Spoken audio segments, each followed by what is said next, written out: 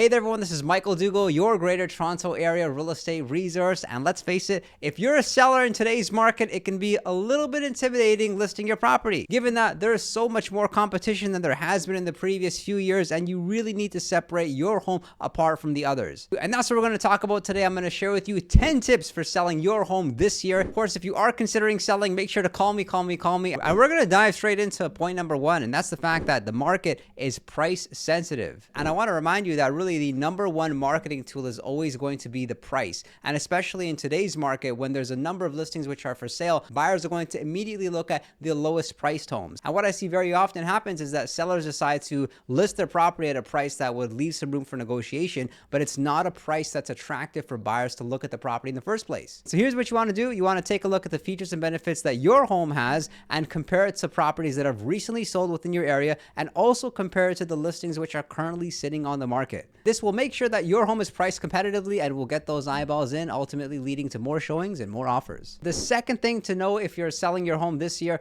is that the offer process can be different. And I don't necessarily just mean that you might be in a bidding war or you might not be in a bidding war, but also the fact that when you're negotiating an offer, sometimes the buyers may just throw you a curveball and say, we're only going to buy your house if we get our listing sold first. And they'll actually put that in the contract. So this is why it's critically important for you to be aligned with the best real estate agent that can guide you on this process, and of course to ensure that you're making an educated decision. Something else that a lot of sellers are surprised to see in today's market is that a buyer may approach them with an offer, but when it comes down to the negotiation process, the buyer just isn't ready to pay the seller's price. And then what will happen is the buyer will say no deal, but believe it or not, they'll actually come back after a few weeks and say, you know what, we've thought about it, we are actually willing to pay your price. So we're seeing very different negotiations happen, as well as even longer negotiations to make the deal happen. The third thing sellers should know is that the presentation of your home is absolutely key. And that doesn't start at the front foyer. That actually starts at the curb appeal, perhaps even arguably the upkeep of your neighbor's properties as well. Understand that buyers are looking for reasons why they should actually red flag properties and remove them from their list. So you want to give yourself every advantage possible. Continuously look at your property from the shoes of a prospective buyer, and that'll really help you form a logical perspective. And you might be thinking, okay, presentation has always mattered. Why would it matter, especially more in this market? And just recently, I was actually monitoring a few listings that were on the same street, and two of them had sold, and the third listing did actually not sell, and it continues to sit on the market. And I've done some research to find out why isn't this listing selling, and the reason it's not selling is because it's being occupied by tenants, and in the current state of the home, it does not show well. And there's a lot of listings out there which have fantastic pictures, but then when you go inside, you realize that it's not being kept up well, and it just taints the whole showing experience. The fourth thing that sellers should know is that timing matters. And year after year, if you were to ask me with certainty when the best time to list your home is, it's always going to be in the spring. As a matter of fact, there's only been 1 year in the past 20 years where the spring market wasn't strong, and that was of course the year of the pandemic. And we even saw this last year, that despite in the springtime their interest rates were a little bit higher, listings were selling on average faster, and they were also selling for more money compared to the end of the year when the rates were lower. Aside from the spring market, what you should know about the best time to list your property is that it's likely going to be when you have less listing competition. The most common listing that we see sitting on the market right now are condos, because of the fact that there's just more listing inventory. So what you want to be doing is take a look at the active competition.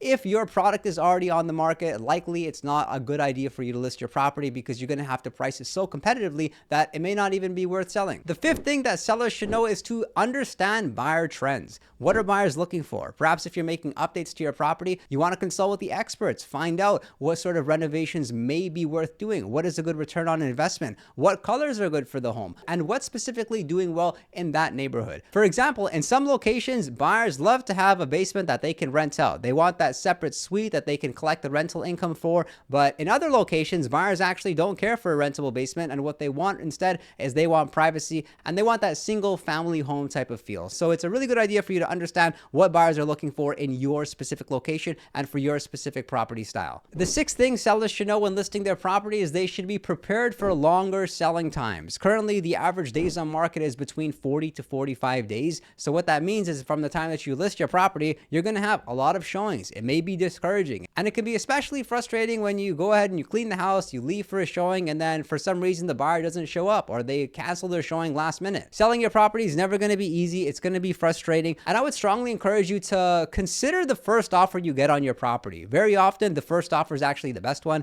And you may think to yourself, okay, I'll wait a little bit longer and maybe I could get a better price. Sometimes it happens, sometimes it doesn't. One thing we know is that a listing is always going to be perceived as more valuable when it's newer to the market. But as the days on market extends, the perceived value decreases. The seventh thing sellers should know if selling their property this year is they want to understand the competition. And you really want to go deep on this. Don't just be surface level and look at how many listings you might be competing with in your area, but look at which ones are actually similar to yours based on the bedrooms, the washrooms, and then you can be as specific as looking at the room dimensions or the updates. This is going to give you the upper hand when you're negotiating because buyers will bring up these other listings once they're making an offer on your property. So the more knowledge you have, the better your negotiation power is going to be. Point number 8 is to be flexible with your showing times. It will not help the saleability of your property if you're restricting the showing times, if you're only available, for example, to show your home on the weekends, or if you always require 24 hours notice before a viewing. Sometimes buyers are last minute, but their last minute decision to see your property, very often it actually does result in having an offer submitted on your home. It's a perfect scenario if the property is vacant because then you always have access to show the property, but I realize that's not always going to be practical. The more available you can make your home for showings, the better the chance it's going to have to sell. The ninth thing that sellers should know if they're selling their property this year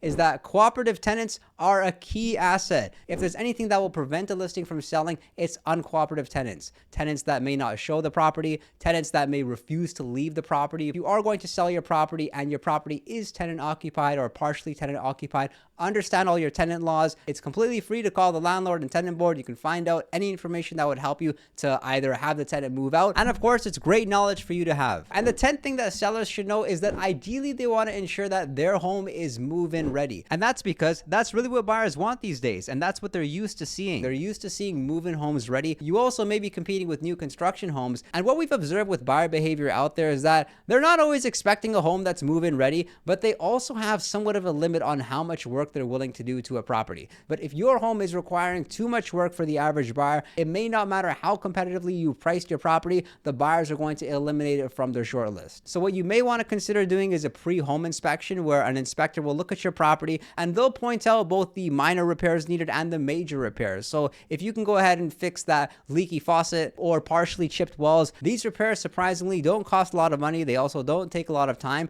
and it ensures that you can capture the most amount of buyers out there for your property. If you are considering buying or selling or have any questions about this information, make sure to reach out to me. I've personally been selling almost 12 years now, and I can assure you that my customers get excellent service. And if you're a real estate agent looking to grow your business and you're open-minded about brokerages, make sure to reach out to me to learn more about eXp Realty, why I made the move over here, and why so many others have as well. And do subscribe for more updates. I appreciate your support, and I look forward to seeing you next time.